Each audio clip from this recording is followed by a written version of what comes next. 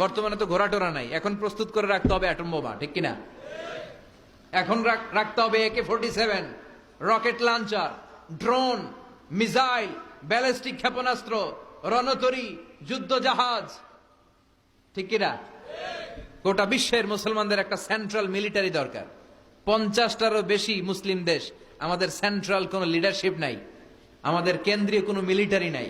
যদি আমাদের একটা মিলিটারি থাকতো, সিরিয়াতে আক্রমণ হয়েছে আমাদের বিরুদ্ধে, আমাদের মুসলিম মিলিটারি সেখানে প্রতিরোধ গড়ে তুলতো, চিল্লা এখন ঠিক কিনা? আরাকানে আক্রমণ হয়েছে, মুসলিম মিলিটারি প্রতিরোধ গড়ে তুলবে। ফিলিস্তিনে আক্রমণ হয়েছে, আমাদের মুসলিম মিলিটারি প্রতিরোধ গড়ে তুলবে। কিন্তু আমাদেরকে নেতৃত্ব দেওয়ার মতো কেউ নাই, আমাদের শক্তির সম্ভাবনাকে জোগাড় করে রাখার মতো কেউ নাই।